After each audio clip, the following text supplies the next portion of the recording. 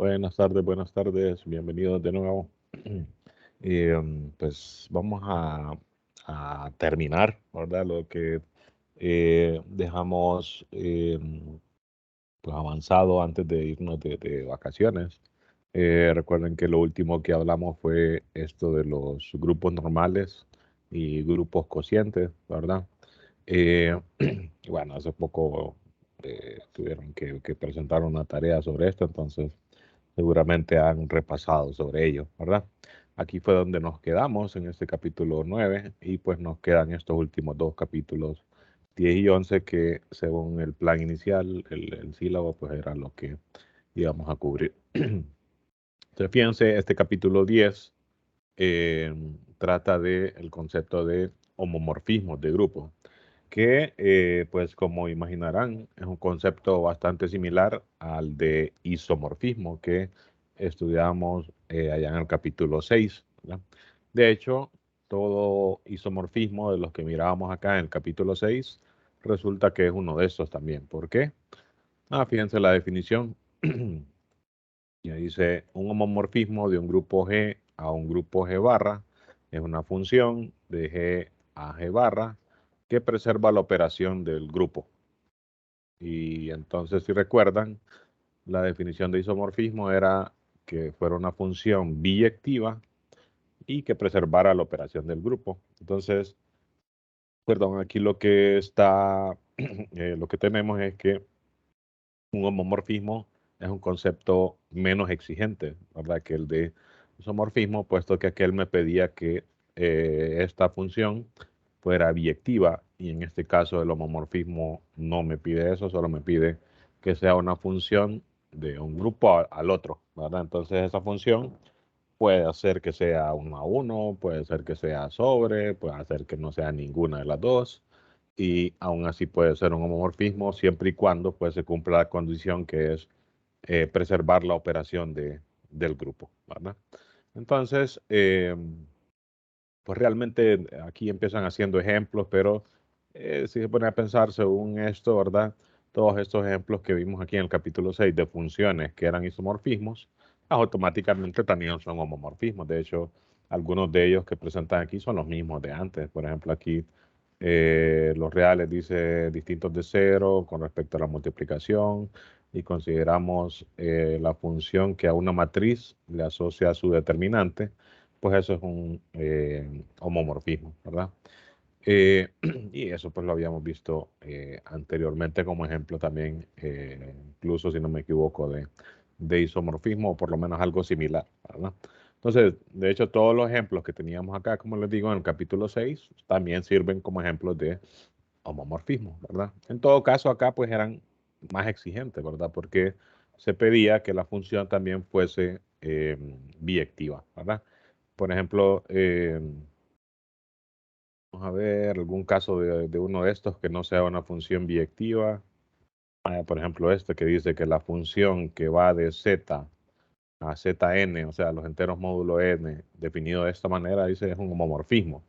Y pues definitivamente esta no puede ser biyectiva, ¿verdad? Porque si fuera biyectiva, entonces tendríamos la misma cantidad de elementos acá que acá, ¿verdad? Y no, ¿verdad? Los enteros son infinitos y en Zn solo tenemos n elementos, entonces pues esta función no es biyectiva, ¿verdad?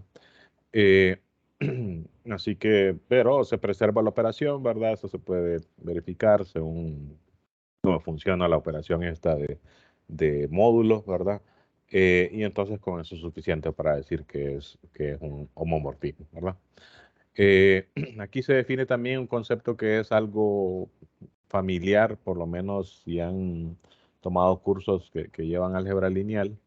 En el de vectores y matrices, no sé si tengo tiempo de no brindar ese curso y no sé si todavía se alcanza a ver mucho de transformaciones lineales, pero si se alcanza a ver de eso, pues ahí sí le definen a uno el núcleo de una transformación lineal.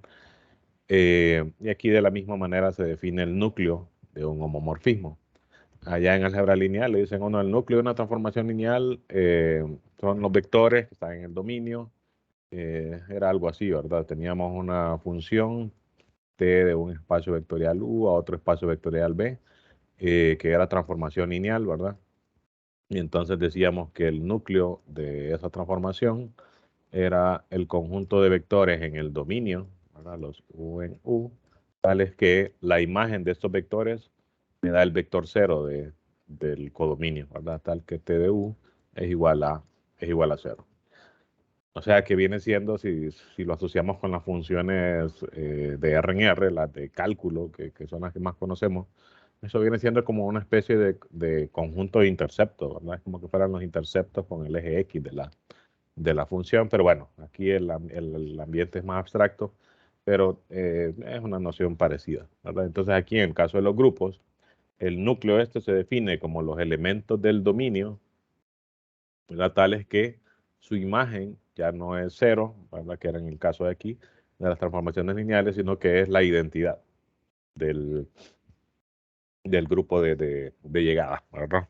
O sea, sería algo similar a esto, solo que ahora estos dos son grupos, y aquí en vez de cero, pues como es un grupo, lo más parecido, digamos, al cero es el elemento identidad, y entonces es lo que cambia en esa definición.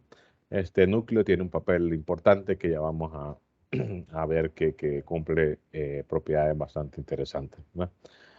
Si recuerdan, acá en el capítulo 6 habían dos teoremas, ¿verdad? Que me daban una lista de propiedades que les decía ahí que esas propiedades muchas veces se utilizaban más ahí para decir cuándo dos grupos no son isomorfos. Por ejemplo, decía cosas como si el orden de un elemento es tanto, entonces el orden de la imagen tiene que ser el mismo, ¿verdad?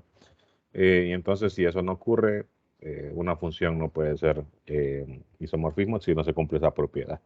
Aquí, como sería de esperar, ¿verdad? Como se ha debilitado la condición, ¿verdad? Ya no es que sea isomorfismo, sino que solo homomorfismo. Entonces las propiedades cambian un poco. Entonces veamos algunas de ellas, que es lo que dicen y pues creo que algunas de ellas vale la pena analizar su demostración también. Fíjense, dice la primera, fíjense, la única hipótesis es que phi es un homomorfismo entre G y G barra, ¿verdad? Dice, phi manda la identidad de G a la identidad de G barra. En símbolo, bueno, eso lo teníamos antes también, ¿verdad? Es decir, que si es la identidad del grupo de partida y E' es la identidad del grupo de llegada, entonces la imagen de la identidad tiene que ser la identidad del otro grupo, ¿verdad? Y si recuerdan, pues eso también lo teníamos cuando teníamos isomorfismo, ¿verdad? Entonces eso digamos que no es nuevo. La imagen de G a la N es igual a N veces la imagen de G, ¿verdad? Esto también lo teníamos y esto se sigue simplemente de que la función preserva la operación, ¿verdad? Entonces si opero G n veces y aplico, ¿verdad? El hecho de que se preserva la operación, entonces me va a quedar la imagen de G operada n veces, ¿verdad? Es de aplicarla ahí varias veces, ¿verdad? Como tener algo así, ¿verdad? Phi de G por G n veces, ¿verdad? Entonces, como se preserva la operación, yo puedo ir separándolas como de dos en dos, ¿verdad? Separar este primero con todos los demás, ¿verdad? Escribirlo así, phi de G por phi de, aquí hay n, ¿verdad? N elementos, entonces aquí me quedarían n menos 1, ¿verdad? Si lo separo de esta manera. Y así, ¿verdad? Voy haciendo como inductivamente lo mismo, ¿verdad? Y entonces me va a quedar esta imagen de G, me va a quedar n veces operada aquí, ¿verdad? Que es lo que dice pues la propiedad, ¿verdad? Sería phi de G operada n veces, ¿no? ¿De qué se sigue? Pues de aplicar eso de que se preserva la operación, ¿verdad? Aplicado pues precisamente n veces, ¿verdad? Eh, así que esas no son nuevas. Esta sí, fíjense, dice si el orden de G es finito, entonces el orden de la imagen de G divide al orden de G. Fíjense, si quieren, voy a tomarle captura a las propiedades que teníamos aquí para compararlas. Solo déjenme darlas así como aparte. Aquí habían dos teoremas que les digo que eran bastante similares, ¿verdad? Que era este de aquí y este de acá. Solo déjenme tomarle captura para comparar cuáles propiedades cambian, digamos, con respecto a las nuevas que tenemos, ¿verdad? Permítanme un momentito. Para esto por aquí.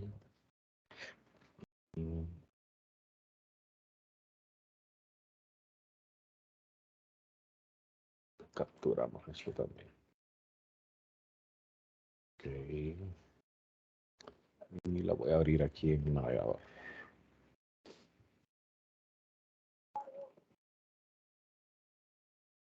Ok. Entonces, fíjense, por ejemplo, si se fijan, estas dos propiedades que, como les decía, son prácticamente las mismas, ¿verdad? Esta es, la siguiente es sobre el orden de un elemento y su imagen, ¿verdad? Voy a regresar a donde estábamos. Ver aquí. Esta dice, si el orden de G es finito, entonces el orden de phi de G divide al orden de G. Aquí fíjense que teníamos el orden de un elemento A es igual al orden de su imagen, ¿verdad? Para todo A.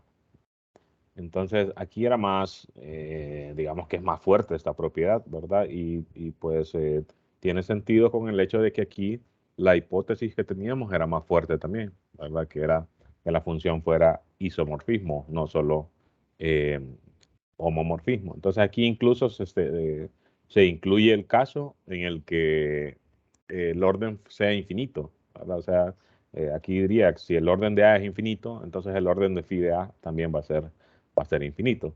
Aquí se restringe, para empezar, solo al caso finito. Fíjense, si el orden de G es finito, entonces el orden de phi de G divide al orden de G. Noten que si el orden de G fuera infinito, pues esto no tendría sentido, ¿verdad? Decir que el orden de phi de G divide a infinito, por decir algo, no tiene sentido por cómo está definida esta relación de divide A, ¿verdad? Entonces veamos en la prueba. Eh, a ver, propiedad 1, esta es la propiedad 3.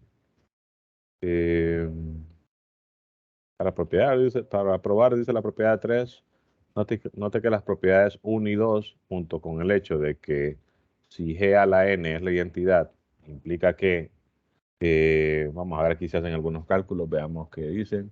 Si G a la N es la identidad, entonces como la identidad es igual a la imagen de la identidad, noten que aquí el autor no está diferenciando en cuál es la identidad de G con cuál es la identidad de G barra, ¿verdad? Como diciendo, se sobreentiende que si un elemento está en el dominio, pues esta sería esta más bien sería la identidad del dominio y esta de acá sería la identidad del rango, ¿verdad? Del codominio, ¿no? Pero las está denotando igual. Pero bueno, por la propiedad 1, la imagen de la identidad es la identidad. Si la identidad es G a la N, entonces puedo sustituir aquí, ¿verdad? En vez de la identidad, puedo poner G a la N. Por la propiedad 2, la imagen de G a la N es la imagen de G n veces, ¿verdad? Y entonces de acá se concluye que phi de G a la N es la identidad. Entonces, si phi de G a la N es la identidad, eso no necesariamente implica que N es el entero más pequeño, ¿verdad? Que satisface esa propiedad, que recuerden que esa era la definición de orden, ¿verdad? Orden de un elemento es el entero más pequeño que ese elemento operado esa cantidad de veces me dé la identidad. Entonces aquí no podemos asegurar eso, no tenemos suficiente, simplemente tenemos que este elemento operado n veces me da la identidad. Y por propiedades que teníamos en teoremas anteriores, aquí especifican cuál, ¿verdad? Entonces, lo que sí podemos decir es que el orden de phi de g tiene que dividir a n. O sea, si no es n, tiene que ser un divisor de n, y eso sí se puede decir por propiedades que teníamos anteriormente, ¿verdad? Fíjense que con solo el hecho de que la función sea homomorfismo, no tenemos suficiente para decir, el orden, si el orden de un elemento es tanto, entonces el orden de la imagen va a ser lo mismo, ¿no? Como sí ocurría aquí, ¿verdad? Entonces, observen que, como les digo, como era de esperar, como aquí se debilitaron, ¿verdad? La hipótesis, entonces las propiedades se debilitan también, ¿verdad? Porque ya no se tiene tanto a utilizar como sí se tenía anteriormente, ¿no? A ver, esta dice el núcleo, esta de núcleo, pues allá no se había definido ese concepto, ¿verdad? Entonces aquí no aparecen propiedades así relacionadas a ese núcleo porque aquí simplemente ni siquiera se había definido. Y bueno, ya que es nuevo el concepto, veamos algunas de las demostraciones relacionadas con esto. Fíjense, dice, el núcleo es un subgrupo de G. Si recuerdan, también, ¿verdad? En álgebra lineal, este núcleo de las transformaciones lineales se prueba ya que es un subespacio del espacio que está en el dominio, ¿verdad? Del espacio que es el dominio. Entonces, pues también, si uno recuerda eso, como que esta es una propiedad natural, ¿verdad? El núcleo es un subgrupo del dominio de la función. ¿Por qué? Eh, bueno, ya que aquí está hecha, veámoslo aquí directamente, para no ir a escribir ahí lo mismo, ¿verdad?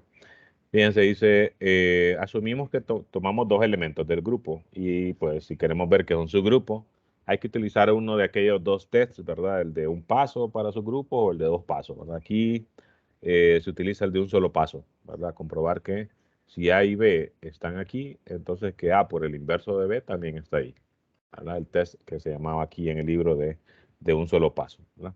Entonces, como A y B están en el núcleo, que significa que su imagen, ¿verdad? Es la identidad. ¿Por qué? Pues esa es la definición del núcleo, ¿verdad? Que son elementos del dominio cuya imagen me da la identidad, ¿verdad? Entonces se utiliza nada más la definición, ¿verdad? La imagen de A es la identidad, la imagen de B también es la identidad porque ambos se tomaron de manera que estén en el núcleo, ¿verdad? Y entonces, utilizando esto, vemos qué pasa con la imagen de este otro elemento, ¿verdad? Y lo que queremos ver es que la imagen de este elemento también va a ser la identidad. Bueno, como este es un homomorfismo, preserva la operación, entonces este producto se puede separar así, ¿verdad? La imagen de A, pues es la identidad, ¿verdad? La imagen del inverso de B es el inverso de la imagen de B, ¿verdad? Eh, eso es por la propiedad 2, ¿verdad? Puesto que esta funciona eh, no solo para enteros positivos, ¿verdad? Sino que para todos los enteros. Recuerden que en los casos negativos se interpretan como inversos, ¿verdad? Los exponentes esos negativos. Y entonces la imagen del inverso de B es el inverso de la imagen de B, ¿verdad? Por la propiedad 2. Y tanto la imagen de A como la imagen de B son identidad, ¿verdad? Entonces las ponemos aquí, la identidad, y en vez de phi de B también identidad. El inverso de la identidad es la identidad, y entonces identidad por identidad me da la identidad. A que llegamos a que la imagen de A por B inversa es la identidad, después de todas estas igualdades, ¿verdad? Y eso era lo que queríamos, ¿verdad? Si la imagen de este elemento es la identidad, significa que ese elemento está también en el núcleo, ¿verdad? ¿Por qué? Porque ese es el requisito para estar en el núcleo, ¿verdad? Que la imagen sea la identidad. Así que se cumple el test de subgrupo, ¿verdad? Y el núcleo entonces siempre es un subgrupo del dominio, ¿verdad? Vamos a ver, esta 5 dice la imagen de A es igual a la imagen de B. Si, solo si, noten que esta notación se ve un poco extraña, pero estos simplemente son coclases, ¿verdad? Aquí ya estamos diciendo que el núcleo es un subgrupo, ¿verdad? Entonces, pues, de repente para no estar escribiendo ker, ¿verdad? Ker de phi, podríamos llamarle H, ¿verdad? Como normalmente llamamos a los subgrupos de un grupo, ¿verdad? Entonces ya sabemos que este siempre es un subgrupo, ¿verdad? Entonces, si es un subgrupo, tiene sentido de hablar de las coclases con respecto a ese subgrupo, ¿verdad? Solo que como el subgrupo se llama así, ¿verdad? Entonces, estas coclases de esta manera se escriben así, ¿verdad? A núcleo de phi. Entonces, quizás ahí, de repente, para que se viera un poco mejor, quizás era un poco más conveniente decir, si H es igual a este, ¿verdad?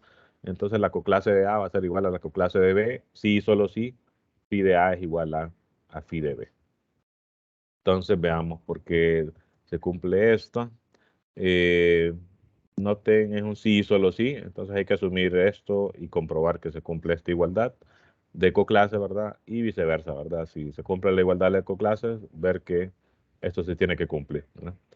Entonces dice, bueno, primero asumamos que phi de A es igual a phi de B. Y hay que comprobar entonces que estas coclases son iguales, ¿verdad? Recuerden que habían, cuando se empezaron a ver las coclases aquí en el capítulo 7, habían varias formas ahí, ¿verdad? De ver que dos coclases eran iguales. Eh, entonces fíjense aquí lo que es, veamos la conclusión, dice, eh, se llega a que B inverso por A está en el núcleo de phi. Entonces allá teníamos una propiedad que decía pues precisamente algo así, la coclase de A es igual a la coclase de B, si, solo si, decía la propiedad, si no me equivoco, así, ¿verdad? A por B inversa está en H, ¿verdad? Parecido al test de subgrupo, ¿verdad? Entonces esa precisamente es la propiedad que se está utilizando aquí, eso es lo que se está utilizando como al revés, ¿verdad? B inversa por A está en el subgrupo. Entonces, como esta es una igualdad, se podrían poner al revés, ¿verdad? Coclase de B es igual a coclase de A, sí, solo sí, A por B inversa está en H. Entonces se está utilizando de esta manera ahí, ¿verdad? Y recuerden, esta es una propiedad que se comprobó, ¿verdad? Allá cuando introducíamos el concepto este de las coclases en el capítulo 7, ¿verdad? Bueno, entonces, se asume que phi de A es igual a phi de B. Bueno, entonces, eso se utiliza, fíjense aquí, dice, esto es como que en esta igualdad multipliquemos por el inverso de phi de B a ambos lados, ¿verdad? Entonces aquí en la izquierda se va a cancelar, en la derecha, perdón, se va a cancelar, me va a quedar la identidad, y en la izquierda me va a quedar el inverso de phi de B por phi de A, ¿verdad? El inverso de phi de B por phi de A, ¿verdad? Pero el inverso de phi de B es phi del inverso de B por la propiedad 2, ¿verdad? Y esto, como phi es un homomorfismo, preserva la operación, entonces se puede juntar de esta manera. Entonces, ¿a qué se llegó? Que la identidad es igual a la imagen de B inverso por A. ¿Qué significa? Que B inverso por A está en el núcleo, ¿verdad? Y si B inverso por A está en el núcleo, entonces se cumple esta propiedad que teníamos para las coclases y tienen que ser iguales, ¿verdad? La coclase de B es igual a la coclase de A. Para completar la prueba, dice, solo se hacen exactamente los mismos argumentos, pero como que de atrás para adelante, ¿verdad? Diciendo, bueno, si la coclase de B es igual a la coclase de A, esta propiedad de coclases que se tenía en el capítulo 7 era un sí y solo sí, ¿verdad? Entonces uno puede empezar acá y concluir esto, o empezar acá y concluir esto, ¿verdad? Entonces, decir, si las coclases son iguales, entonces eh, sería decir que B inverso por A está en el núcleo. ¿Qué significa que B inverso por A está en el núcleo? Que su imagen es la identidad. Pero si su imagen es la identidad, entonces se hacen estos mismos cálculos que se hicieron aquí, solo que como dice ahí, de atrás para adelante, ¿verdad? En reversa, como dice acá. Comenzando acá, ¿verdad? Sería comenzando así, que la imagen de B inversa por A, ¿verdad? Es la identidad. Y luego entonces separando, ¿verdad? Esto es lo mismo que la imagen del inverso de B por la imagen de A, sacando el inverso, ¿verdad? Eso sería el inverso de phi de B, ¿verdad? Así. Y multiplicando por la imagen de B, ¿verdad? Para cancelar este inverso, ¿verdad? Y al final entonces llego a que phi de A es igual a phi de B, ¿verdad? Que era lo que se quería. Pues noten que son prácticamente los mismos pasos y como bien dice ahí, solo que como hechos al revés, ¿verdad? De atrás para adelante, ¿verdad? Eh, ¿Qué otra? Vamos a ver, este es con respecto a la imagen inversa de B. Veamos qué dice. Eh, la imagen inversa, perdón, de un elemento. Recuerden que esta notación, uno de estudiantes siempre la confunde con la notación de la inversa de una función, porque pues es la misma notación, ¿verdad? Pero aquí recuerden que esta función solo es un homomorfismo, o sea que la función no es 1 a 1, y entonces la función inversa de phi puede no existir, ¿verdad? Entonces esto aquí no representa la función inversa, la inversa de la función phi, sino la imagen inversa de un elemento, que recuerden que esto es un conjunto y que precisamente aquí está la definición, ¿verdad? Es el conjunto de elementos en G, ¿verdad? Que son preimágenes de elementos de G barra, ¿verdad? O cuya preimagen precisamente, en este caso, como es la imagen inversa de un elemento en particular, entonces son los elementos en el dominio que son preimágenes de este elemento en particular, ¿verdad? Y entonces lo que está diciendo es que si la imagen de G es G', entonces la imagen inversa de G', noten que si la función fuera biyectiva, entonces uno diría la imagen inversa de G' sería G, ¿verdad? Pero como no es 1 a 1 la función, entonces un solo elemento puede tener varias preimágenes, ¿verdad? Y aquí lo que está diciendo es, ese conjunto de preimágenes precisamente es la coclase de G con respecto al núcleo, ¿verdad? Veamos por qué. Fíjense, se parte de esto, ¿verdad? Y se quiere comprobar que esta imagen inversa es este conjunto, esta coclase. Entonces, como otras veces, ¿verdad? Cuando queremos comprobar una igualdad de conjuntos, pues hay que comprobar las dos contenencias, ¿verdad? Que uno está contenido en el otro y viceversa, ¿verdad? Entonces aquí, pues siempre lo establece, ¿verdad? Siempre el autor normalmente dice ese tipo de cosas, ¿verdad? Tenemos que ver que este está contenido en este y que este está contenido en este, ¿no? Estas contenencias o este tipo de cosas, noten que, perdón, muchas veces lo más como enredado es como entender la notación, ¿verdad? ¿Qué significa todo esto? Pues esto significa la coclase de G con respecto al subgrupo núcleo de phi, ¿verdad?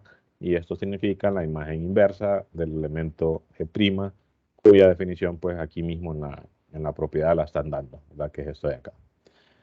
Bueno, para esta primera inclusión dice lo que hacemos es tomamos un elemento que está aquí, ¿verdad? Y queremos ver que tiene que estar aquí. Bueno, si X está aquí, pues aplicamos la definición. ¿Qué significa? Si X está en este conjunto, significa que su imagen es G', ¿verdad? Entonces dice su imagen es G'. Noten, solo está utilizando la definición, ¿verdad?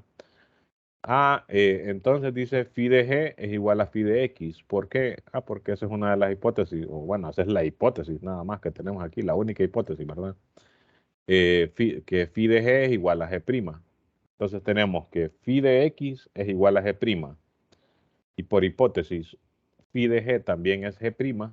Entonces tienen que ser iguales, ¿verdad? Phi de G tiene que ser igual a phi de X.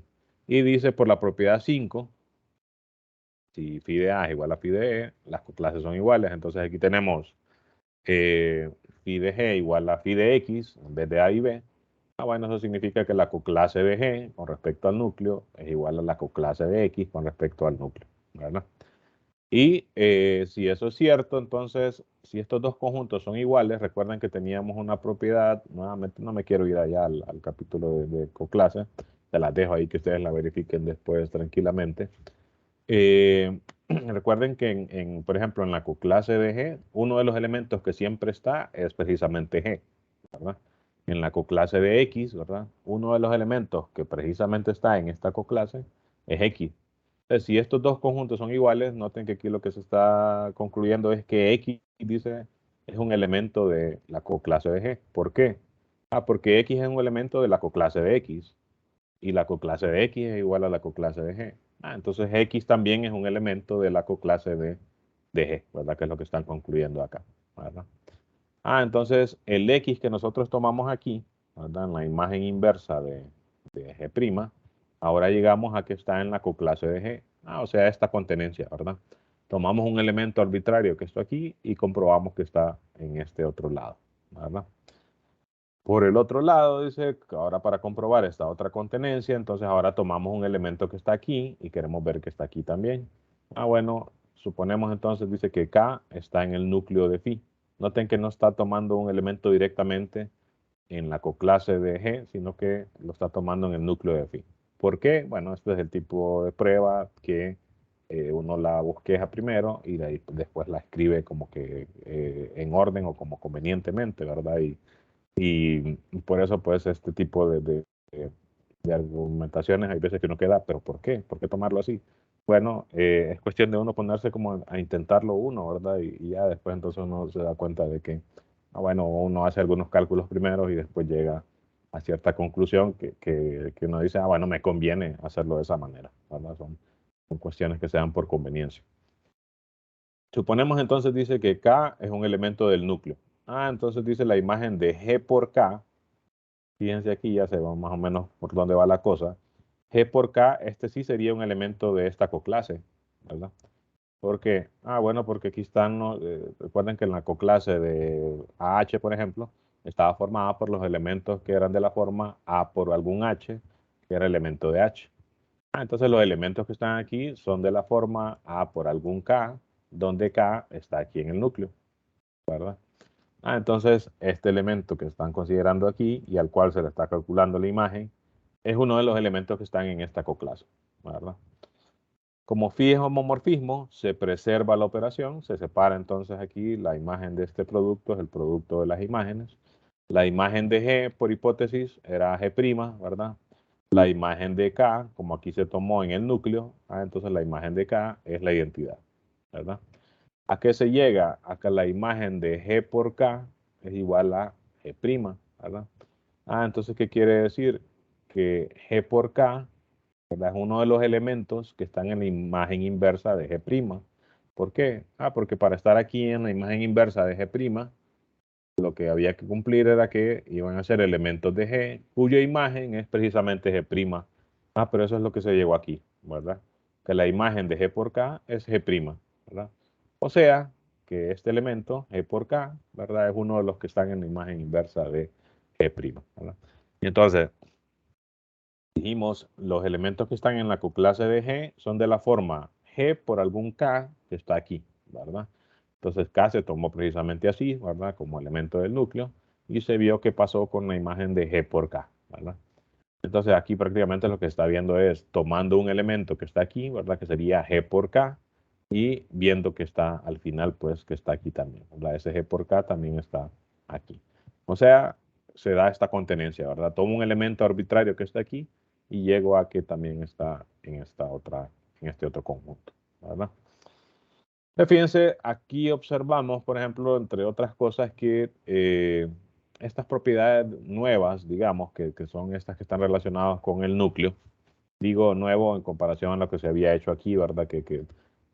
Aquí se hablaban sobre propiedades de elementos, aquí se hablaban de algunas propiedades de algunos conjuntos, pero no se tenía eso del núcleo, ¿verdad? Acá, en este punto. Sí se hablaba aquí algunas cosas sobre la imagen inversa, eso sí, fíjense, pero no sobre el núcleo, ¿verdad? Entonces, estas propiedades sobre el núcleo son como que nuevas, ¿verdad?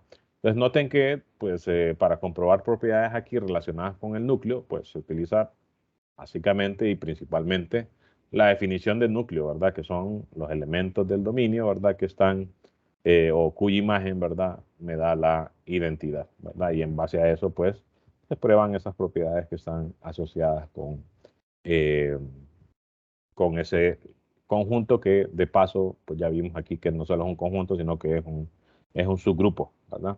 Y de hecho, ya vamos a ver que no es cualquier tipo de subgrupo, sino que además es un subgrupo normal de los que estábamos estudiando en el capítulo 9, ¿verdad? Pero bueno, antes hay que ver, creo que vamos a ver si parece que está por aquí ya eso, sobre la normalidad. Fíjense, aquí hay otra lista de propiedades, estas pues algunas de ellas nuevamente se parecen a las que teníamos allá, ¿verdad? Pero otras no. Fíjense, dice, la imagen de phi es un subgrupo de G barra. Vamos a ver si la teníamos. Es más grande esto. Sí, era esta misma 4, fíjense.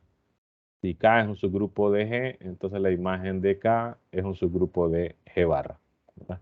Aquí tenemos como hipótesis CAH dice un subgrupo de G. Entonces noten que es lo mismo, ¿verdad? H es un subgrupo de G, la imagen de H es un subgrupo de G barra. Aunque fíjense que acá en todo caso lo que habría que hacer, porque fíjense lo que lo manda a uno a hacer el autor, dice.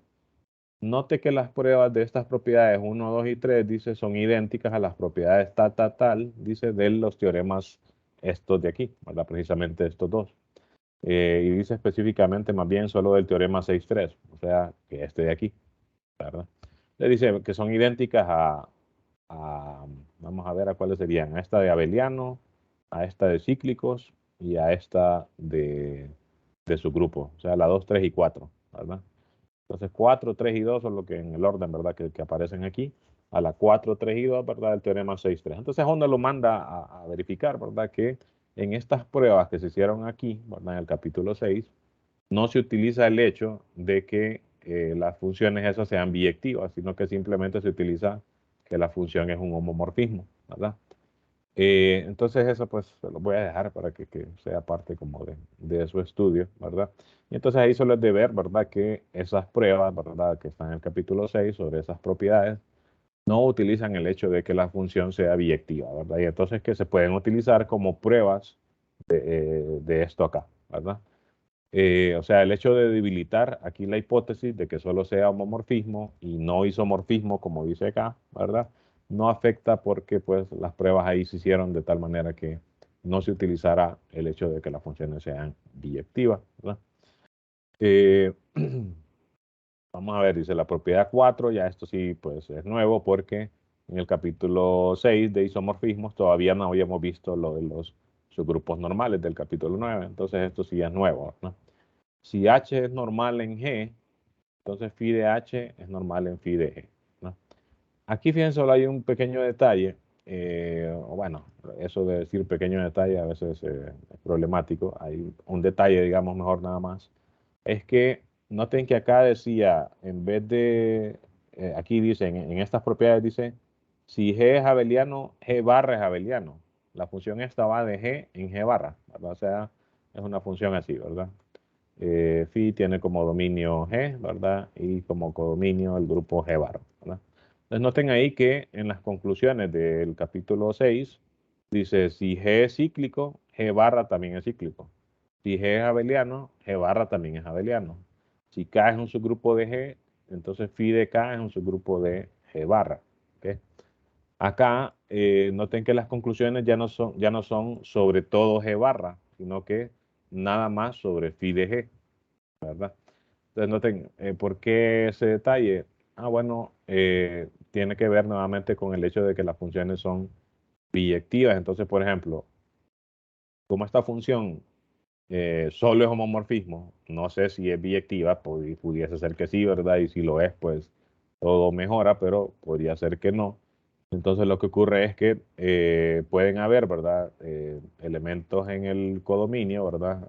Aquí en G barra, que no tengan una preimagen acá, ¿verdad? Entonces lo único que sí podemos asegurar es que, recuerden que las funciones, cuando no son biyectivas, mandan todo el conjunto, ¿verdad? Todo el dominio a algún subconjunto de G barra. ¿Cómo le llamamos a ese subconjunto? Pues es el que llamamos phi de G, ¿verdad? La imagen de G. Entonces, lo que sí podemos asegurar es que si este es un grupo, entonces phi de G también va a ser un grupo. No todo G barra, porque puede ser incluso, como les digo, que exista algún elemento aquí, ¿verdad? Que no tenga una preimagen acá, puesto que la función no es sobre, ¿verdad? Eh, y entonces por eso acá, ¿verdad? En el nuevo teorema, aquí en el capítulo 10, se restringe a no decir que todo G barra cumple tal propiedad, porque eh, como les digo, ni siquiera se puede asegurar, ¿verdad?, de que todos los elementos allá en G barra tengan una preimagen bajo la función esta phi, ¿verdad? Entonces, para asegurar, se hace solo con el rango de la función, lo que llamamos también la imagen, ¿verdad?, de la función phi con respecto a algún conjunto, ¿verdad? Entonces, noten que las propiedades estas están restringidas solo a phi de h, ¿verdad? Para que tenga sentido más que todo el hecho de que si la función es biyectiva, pues puede ser que no tenga sentido aquí decir G barra es abeliano, ¿verdad? A partir de que G sea abeliano, ¿no? O sea, G barra es un grupo, ¿verdad? Y pues sí puede tener sentido decir que G barra sea abeliano, pero no a través del hecho de que exista un homomorfismo entre los dos, ¿verdad? Entonces, prácticamente me está diciendo estas propiedades aquí, ¿verdad? De que al tener un homomorfismo, ¿verdad? Sí, entre G y G barra, yo lo que puedo asegurar es que las propiedades que tiene este grupo aquí, ¿verdad? Las va a tener este subgrupo de G barra, ¿no? No necesariamente todo el grupo, sino que solo este subgrupo, ¿verdad? En algunas otras clases probablemente hayan escuchado el concepto de embedding, ¿verdad? De incrustamiento, sería como algo así en la traducción en español, que es como decir que estoy incrustando este conjunto acá, ¿verdad? Bajo una función, ¿verdad? Entonces se puede ver como que uno estuviera metiendo, digamos, este conjunto en el otro, ¿verdad? Pero si la función, como les digo, no es biyectiva, entonces este solo sería un subconjunto, ¿verdad? De todo el conjunto de llegada o codominio, como le suelo llamar yo, ¿no? Entonces, ojo con eso, ¿verdad? Que, bueno, realmente se pudiera ver como pequeño detalle, pero hay veces que no necesariamente, ¿verdad? Si no se le escapa, hay veces uno escribe cosas que ni siquiera tienen sentido cuando no se fija en ese tipo de detalles, ¿verdad? Ok, veamos entonces de estas propiedades que tienen como algunas cosas nuevas. Esta, por ejemplo, de normalidad. Si H es normal en G, entonces phi de H, nuevamente fíjense, solo phi de H, es normal en phi de G, ¿verdad? E incluso aquí, fíjense, dice, phi de h es normal en phi de g, no en g barra, perdón, sino que en phi de g, ¿verdad? Entonces, nuevamente la aseveración no se hace completamente en el grupo G barra, sino que solo en este pedacito de acá, ¿verdad? Que es donde sí podemos asegurar que esta función cumple un papel ahí, ¿verdad? Acá afuera, pues yo no sé qué relación tiene esta función con los elementos que están aquí afuera, ¿verdad? Bueno, en símbolos sería como decir, ¿verdad? La hipótesis es que H es un subgrupo de G, ¿verdad? Y entonces que eso implica, ¿verdad? Que phi de H es un subgrupo normal, ¿verdad? De phi de G. Al escribir la propiedad, noten que como que tiene sentido, ¿verdad? Se ve natural, ¿verdad? Decir esto, pero bueno, veamos por qué. Para probar, dice esta propiedad 4, ¿verdad? Sea phi de h un elemento de phi de h y phi de g un elemento de phi de g, ¿verdad? Lo que se quiere llegar es, fíjense, a que esto, phi de h por phi de g por phi de h por phi de g inversa, esté en phi de h. ¿Por qué? Recuerden que el hecho de la normalidad, ¿verdad? Lo que implicaba, ¿verdad? Era, recuerden que teníamos dos opciones. La definición, que era decir que las coclases izquierdas fueran iguales a las coclases derechas, ¿no? Esa era la definición que teníamos de normalidad. Pero decíamos allá, esta como es una igualdad de conjuntos, no es tan conveniente. Teníamos la otra alternativa que decía, pero también puede comprobar esto, que este conjunto esté contenido en H. ¿Cuál es la ventaja? Que esta solo es una contenencia, ¿verdad? Y entonces sale más conveniente verificar esto que verificar esto, ¿no? Pero entonces si yo quiero comprobar esta normalidad, ¿verdad? Utilizando esta propiedad, entonces lo que tendría que decir es que em, el H, ¿verdad? Como quiero ver que este es normal en este, ¿verdad? Este A aquí, ¿verdad? Sería un elemento de G, ¿verdad? Para todo A, elemento de G, esto se cumple, ¿verdad? Entonces aquí en vez de los A, ¿verdad? En esta propiedad vamos a tomar elementos de phi de G. ¿Cómo son los elementos de phi de G? Bueno, son imágenes de elementos de G, ¿verdad? O sea, son elementos así, phi de algún G, donde G está en G, ¿verdad? Entonces, este sería el A, ¿verdad? De esta propiedad. H, pues es phi de H. Entonces, phi de H, ¿verdad? El inverso de A, pues sería el inverso de este elemento, que es el que estoy utilizando como A, ¿verdad? El inverso de phi de G. Y tendríamos que comprobar que esto está contenido, ¿verdad? En H, que es precisamente phi de H, ¿verdad? Entonces, fíjense, ¿cómo compruebo esta contenencia? Estos dos son elementos, ¿verdad? Este es un conjunto, un subgrupo, ¿verdad? Entonces, para comprobar que esto está contenido en esta, yo lo que quiero ver es que los elementos que están aquí también están aquí. ¿Cómo son los elementos que están acá?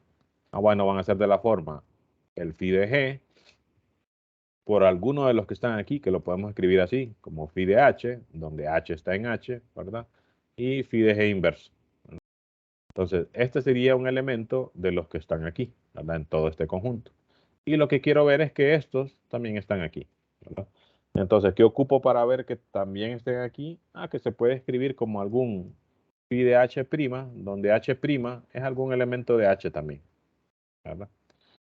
Entonces, fíjense, todo esto es al final la lógica de lo que está haciendo aquí el autor del libro, que fíjense que lo único que dice es, tomemos un elemento phi de h que está en phi de h y un phi de g que está en phi de g, ¿no? Entonces dice phi de g por phi de h por phi de g inversa, utiliza nuevamente el hecho de que es homomorfismo y los junta, ¿verdad? En un solo producto, sería en el mismo orden, ¿verdad? G por h por g inversa, ¿verdad? Y como h es un subgrupo normal a g, ¿verdad? Entonces este elemento, g por h por g inversa, es un elemento de h. ¿Por qué? Pues esa es la definición de normalidad, ¿verdad? O más bien era la propiedad esta que teníamos para probar normalidad, ¿verdad? Ahí se está haciendo, solo que aquí escribí A, sería con G, ¿verdad? G por H por G inverso está en H, ¿verdad? Así lo está utilizando el autor aquí, ¿verdad? G por H por G inverso estaría en H. ¿Por qué? Porque H es normal en G. Entonces, ¿qué significa? Que este elemento está en H y que por tanto phi de este elemento está en phi de H. Entonces, ¿qué se comprobó? Que los elementos de la forma phi de g por phi de h por phi de g inverso, o sea, de esta forma, phi de g por phi de h por phi de g inverso, ¿verdad? Están en phi de h. Es decir, se cumple esta contenencia. Cualquier elemento que está aquí también va a estar aquí, ¿verdad? Se cumple esto entonces, entonces se llegó a que phi de h es un subgrupo normal de phi de g, ¿verdad? ¿Por qué? Por esta propiedad, ¿verdad? Entonces, noten que aquí quizás lo que hay que tener cuidado, ¿verdad? Es en la notación, ¿verdad? La normalidad pues era de esta manera. Y aquí pues trasladar la definición de normalidad, ¿verdad? A estos dos subgrupos, ¿verdad? Se traduce a esto de acá y por eso pues eso es lo que escribe nada más aquí el autor, ¿verdad? Y fíjense que no explica mucho, solo dice en estas dos líneas, bueno, esto es la prueba de la propiedad 4, ¿verdad? Eh, Nuevamente, pues pasa que, pues, hay mucho, a veces hay varias cosas que escribir ahí, ¿verdad? Para comprender por qué, ¿verdad? Entonces, este tipo de cosas son las que les digo que, bueno, uno las escribe, uno hace cálculo, ¿verdad? Dice, ok, esto es lo que significa tal definición. Entonces, lo que habría que probar es que esto está aquí. Y pues al final el autor, después de ver todo esto, de repente aparte, ¿verdad? Así como lo estoy haciendo acá, pues simplemente se dedica a eso, ¿verdad? Vamos a comprobar que este elemento está aquí, ¿verdad? Y eso es lo que comprueba, ¿verdad? Este elemento está en phi de h, ¿verdad? Este elemento está en phi de h, ¿verdad? Utilizando esta propiedad para comprobar normalidad, ¿verdad? Ok, vamos a ver, esta propiedad 5 dice si el núcleo tiene orden n, recuerden que ya dijimos que el núcleo es un subgrupo, ¿verdad? Entonces tiene sentido hablar del orden de ese subgrupo. Entonces, si el orden de ese subgrupo es n, entonces phi dice es una función n a 1. N a 1 quizás no es algo que nosotros utilicemos mucho, pero viene siendo como la generalización de cuando uno dice que una función es 1 a 1, ¿verdad? Uno dice una función es 1 a 1, ¿verdad? Cuando cada elemento del dominio está asociado con un único elemento del codominio. Entonces, ¿cuándo va a ser n a 1? Cuando a un subconjunto de n elementos de acá están asociados con un único elemento acá del codominio, ¿verdad? Entonces a eso se refiere ahí que la función sea n a 1. Y a n de acá le corresponde uno solo de acá, ¿verdad? Así como les digo, como cuando uno dice 1 a 1, es que a uno de acá le corresponde un único de acá, ¿verdad? Entonces aquí cuando dice es n a 1, significa que a n elementos del dominio, ¿verdad? Le corresponden 1 en el rango, ¿verdad? En la imagen. Entonces dice, vamos a ver, para la propiedad 5 dice, se sigue directamente de la propiedad 6 del teorema anterior. A ver, propiedad 6 del teorema anterior. Pues lo que decía era esto, ¿verdad? Si phi de g es g', entonces phi inversa de g' era esta coclase. Bueno, vamos a ver. Seguramente tocará escribir algo aquí para verificar. Y dice esa propiedad que teníamos ahí y el hecho de que todas las coclases del núcleo, ¿verdad? Que se puede escribir como la imagen inversa de la identidad, tienen la misma cantidad de elementos. Aquí esta igualdad, noten que se cumple por pura definición, ¿verdad? ¿Por qué? Porque el núcleo, ¿verdad? Núcleo de phi, son los elementos, ¿verdad? Los x, digamos, en el dominio de la función. Recuerden que la función va así, ¿verdad? Phi va de g en g barra. Entonces el núcleo son los elementos del dominio cuya imagen, ¿verdad? Me da la identidad. Entonces, ¿qué era la imagen inversa de un elemento? Bueno, recuerden que decía la imagen inversa de un elemento son los elementos en el dominio también, ¿verdad? Los X que están en G, eh, que son preimágenes de ese G, ¿verdad?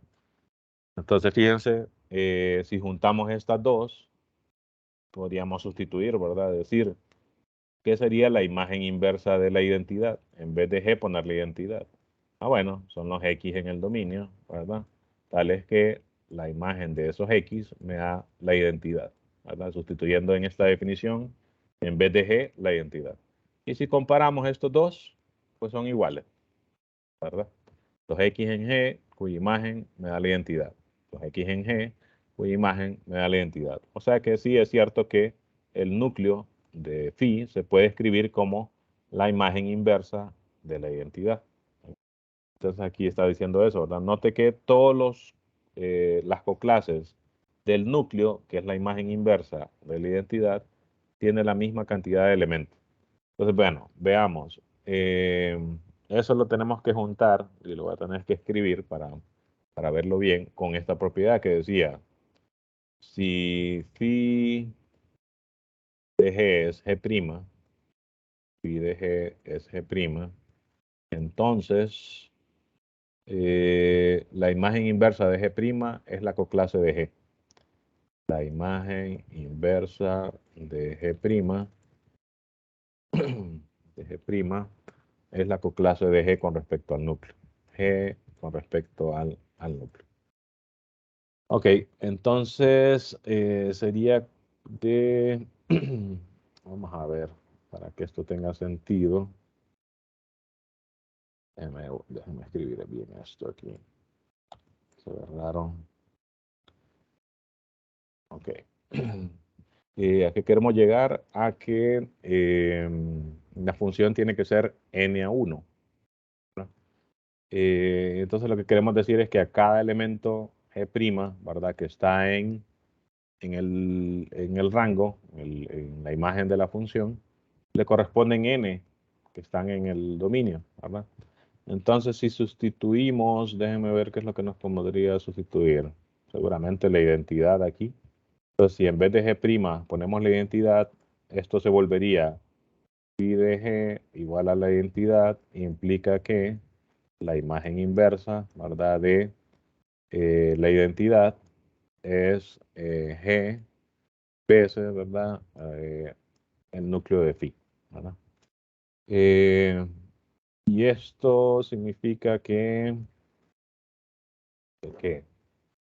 eh, decía ahí, lo otro es que estas coclases, recuerden que la cantidad de elementos que tiene cada coclase, todas las coclases tenían el mismo tamaño, ¿verdad? Y el tamaño era precisamente la cantidad de elementos que tenía el núcleo, ¿verdad? O sea, la cantidad de elementos que tiene esta coclase es igual a la cantidad de elementos que tiene el subgrupo, que en este caso es el núcleo, ¿verdad?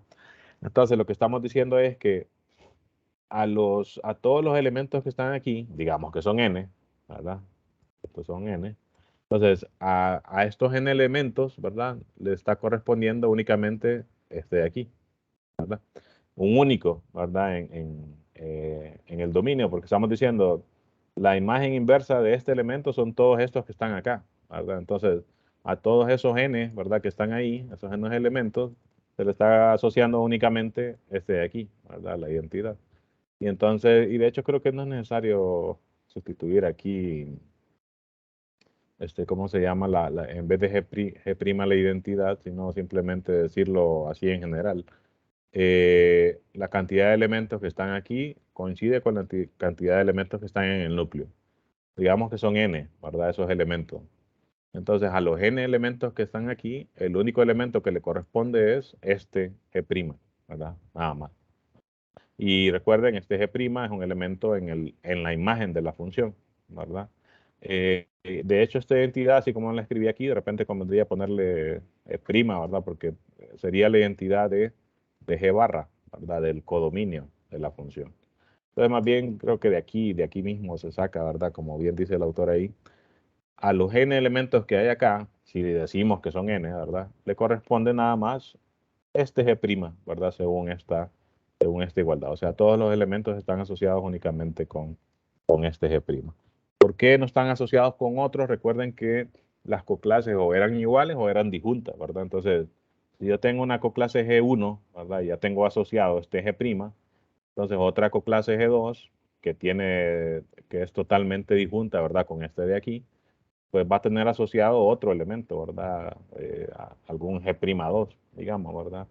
Y entonces esos n elementos van a estar asociados con ese otro elemento de la imagen, ¿no? Entonces, más o menos esa es la lógica que tiene esta propiedad, ¿verdad? Cuando una función solo es homomorfismo y el núcleo tiene n elementos, entonces la función se puede ver como que a cada n elementos que están en el dominio, que viene siendo como una partición. Recuerden que las coclases, decíamos, de cierta manera, como que forman una partición del grupo, ¿verdad? Porque tenía el subgrupo por ahí en alguna parte, ¿verdad? Y al decir que todas las coclases, ¿verdad? Son disjuntas y del mismo tamaño, ¿verdad? Entonces estamos como creando una partición del grupo original, ¿verdad? Entonces a cada una de esos elementos de la partición le estamos asociando bajo la función, ¿verdad? Un único elemento que está aquí en el otro lado, ¿verdad? Este iría con identidad, este iría con algún G'1, digamos, ¿verdad? Este iría con algún G'2, ¿verdad? Y así, ¿verdad? Y en ese sentido es que estamos diciendo a los n elementos que están aquí, y asumiendo que son n, ¿verdad? Se le asocia a este único elemento de acá, ¿verdad? Y a eso es lo que se le llama que la función sea n a 1, ¿verdad? Y como les digo, esto nosotros no lo utilizamos mucho, ¿verdad? Pero para entenderlo es bastante similar a cuando decimos la función es 1 a 1, ¿verdad? Que es como decir a un elemento de acá le asocia un único de acá, ¿verdad? De hecho, el autor hace un ejemplo aquí para ilustrar eso. Déjenme ir ahí solo para entenderlo. Creo que era este. Pero esta figura es bien general, como parecida a la que tenía ahí. Este. Hace un ejemplo de un homomorfismo entre Sn y Z2. De hecho, este ejemplo es con S3 a Z2. Y aquí se observa ese hecho de que a elementos de acá, ¿verdad? Se le asocia un único allá abajo, ¿verdad? En el otro grupo. El dominio sería el de arriba, S3, ¿verdad? Y el codominio sería Z2, ¿verdad? El de abajo. Y a un subconjunto de los del original se le asocia uno abajo, a otro, otro de los de abajo, a otro, otro de los de abajo, y así, ¿verdad? Entonces, más o menos esa es como la lógica que tienen ellos, ¿verdad? Esta función, según como está aquí esto representado, sería eh, 3 a 1, ¿verdad? A cada tres elementos, según estas líneas, fíjense que se observan acá, a cada tres elementos del grupo original se le asocia un único acá, ¿verdad? Aquí como ya hay tantas líneas no se observa tan bien, ¿verdad? Pero aquí arriba tampoco, pero aquí es como decir a estas otras tres permutaciones de ese 3 se le asocia únicamente uno, ¿verdad? Aquí al final se ve que solo son tres, ¿verdad? Las que vienen aquí para abajo, ¿verdad? O sea, cada línea de estas lo que representa es la imagen de la función que se define aquí, ¿verdad? Fíjense lo que dice es eh, la función que a las permutaciones pares le asocia 0, las permutaciones pares de Sn, ¿verdad? Y a las impares les asocia 1, pues esa define un homomorfismo, ¿verdad? Y aquí se hace un ejemplo con ese 3 nada más, ¿verdad? Que tiene 6 permutaciones. Entonces a las pares le asocia 0, a las impares les asocia 1. Entonces esta sería una función 3 a 1, ¿verdad? A tres elementos del dominio la asocia un único elemento ahí en el codominio, ¿no? Ok, déjenme ver si podemos ver unas cuantas más de estas propiedades. Esta de acá, fíjense que es bastante similar, y de repente por aquí nos quedamos. Esta de acá es bastante similar a la que teníamos en el teorema anterior, que decía, si el orden de un elemento es finito, entonces el orden de G divide el orden de G. Y esta dice, si el orden de H es finito, es n, entonces el orden de phi de H divide a n. Veamos qué dice el autor para ver la propiedad 6. Por aquí dice, no, pero no utiliza esa otra, simplemente es que es similar, pero no lo utiliza para comprobar. Entonces veamos qué hace para comprobar. Sea, dice phi sub h, la restricción de la función phi a los elementos de h. Eh, recuerden que cuando uno habla de una restricción de una función, ya que utilicé este diagrama acá, yo tengo una función, ¿verdad? Que viene de g a g barra. Y entonces si yo digo, voy a restringir esta función solo a h, significa que originalmente el dominio de esta función es todo g. Si yo la restringo a solo h, pues solo la estaría evaluando en estos elementos de g. Y solo me enfocaría entonces a para dónde manda la función los elementos de h, ¿verdad? Y a dónde los manda aquí en g barra, ¿verdad? Es como cuando uno tiene, por ejemplo, la función cuadrática, ¿verdad? Allá en el plano. Déjenme utilizar algo. las herramientas de aquí para que quede mejor. Y tengo, por ejemplo, la cuadrática, ¿verdad? Y entonces uno puede decir, la función cuadrática, cuyo dominio es todo R, ¿verdad? Yo puedo venir y restringirla solo a los reales positivos, por ejemplo, o a los reales no negativos. Entonces, ¿qué es lo que pasaría? Si yo la restringo solo a los reales no negativos, entonces solo me estaría enfocando en esta parte de aquí, ¿verdad? Entonces uno diría, aquí estamos restringiendo esta función solo a los reales positivos, o solo al intervalo de 0 a infinito, ¿verdad? Sigue siendo una función, ¿verdad? Y lo único es que ya el dominio es lo que le estamos cambiando, ¿verdad? Entonces cuando uno dice, pues si restringo la función a tal conjunto, en otras palabras es que estoy cambiando el dominio original de la función a solo ese conjunto, ¿verdad? Lo que obtengo es una nueva función con un dominio más pequeño, ¿verdad? Que la que tenía originalmente, ¿verdad? Entonces aquí veamos para qué utilizan eso. Dice, restringamos la función solo a h, ¿verdad?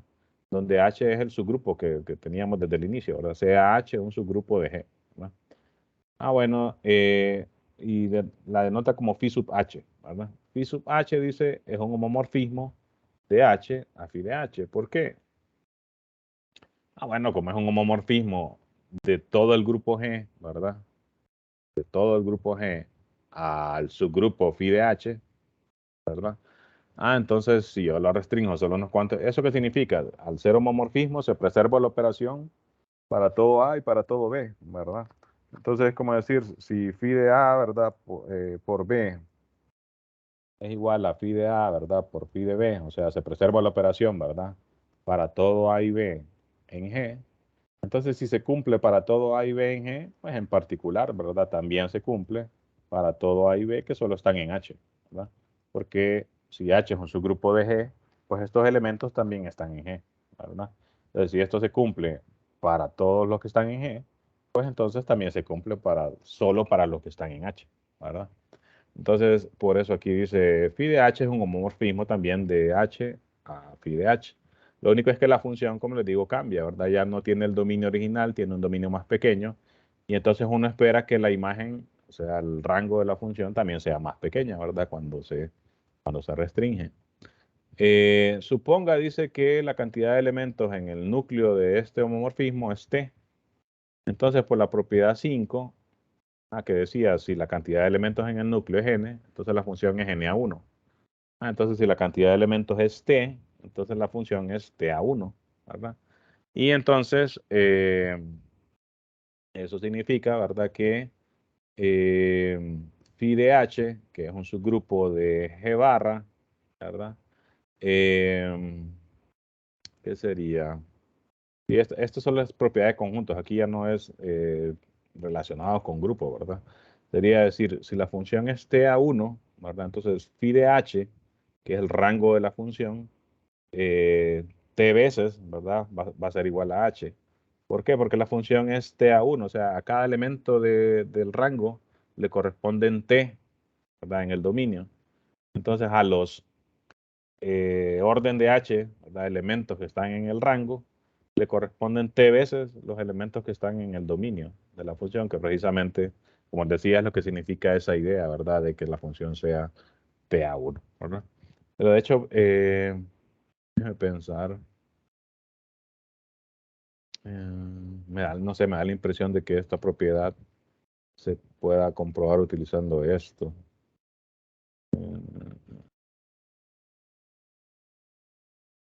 El orden de G es finito. Aquí también se asume eso. Fíjense que no se puede utilizar porque uno tendría que asumir que existe un elemento en H que tiene orden n, pero eso no siempre ocurre, ¿verdad? Recuerden que sabemos que por el teorema de Lagrange, que el orden de un elemento divide al orden del grupo, entonces no necesariamente un grupo va a tener siempre un elemento de orden, el orden del grupo, ¿verdad? Entonces, por eso no funcionaría. Si fuera ese el caso, entonces ahí sí, con esa propiedad que teníamos anteriormente, esto ya se daría prácticamente porque tomaríamos un elemento de orden n aquí, ¿verdad? Y un elemento de orden, la cantidad de elementos que están acá, y pues se cumpliría por esa propiedad anterior. pero no, o sea que es necesario argumentar así de manera diferente, ¿verdad? Bueno, nos vamos a quedar aquí por hoy. Observen que si vemos como el panorama amplio, vemos que el hecho de tener homomorfismos versus tener isomorfismos, pues definitivamente como que complica un poco las cosas. Eso porque pues tengo menos condiciones a utilizar, ¿verdad? Las complica también con respecto a ciertas notaciones, ¿verdad? Por ejemplo, esa propiedad de ser normal es un poco incómodo de escribir cuando tengo este tipo de coclases, ¿verdad? Y este tipo de subgrupos como el núcleo, ¿verdad? O la imagen, que tienen como que su notación bien específica. Entonces, por ejemplo, si phi de h es un subgrupo de G barra, observen que uno podría hablar entonces de la coclase de A con respecto a phi de h, ¿verdad? Entonces esta notación es un poco extraña, ¿verdad? Pero bueno, como esto es un subgrupo, entonces yo puedo hablar de las coclases con respecto a este subgrupo. Entonces lo que hay que tener cuidado y como que acostumbrarse aquí es a acostumbrarse a utilizar las notaciones, ¿verdad? Y pues para ello realmente solo como que haciendo varios ejercicios, pues uno como que se va acostumbrando, ¿verdad? Pero hasta ahora, pues nosotros estábamos acostumbrados, perdón, a hablar de coclases así, ¿verdad? La coclase de A con respecto a H. Ahora tengo coclase de A con respecto al núcleo o coclase de A con respecto a una imagen, ¿verdad? Que ya sabemos que es un subgrupo. Entonces, como tengo nuevos subgrupos, ¿verdad? El núcleo, la imagen, ¿verdad? Pues entonces puedo hablar de coclases con respecto a esos subgrupos. Y si son normales, entonces voy a poder hablar de cocientes con respecto a esos subgrupos, que de hecho a eso es lo que vamos, ¿verdad? Si ustedes observan aquí más adelante, uno de los teoremas principales de este capítulo es este, ¿verdad? Que fíjense que hace un cociente de G con el núcleo de phi. Y de hecho este teorema va en aquella línea que yo les decía, ¿verdad? Que el cociente normalmente se utiliza para obtener información de un grupo, ¿verdad? Yéndome al cociente primero y una vez que estoy allá en el cociente quizás pueda sacar algo de información y utilizarla para obtener información del grupo original. Y de hecho este teorema va más o menos en esa línea, ¿verdad? Pero bueno, vamos a continuar la siguiente reunión hablando de ello. No sé si tienen alguna consulta.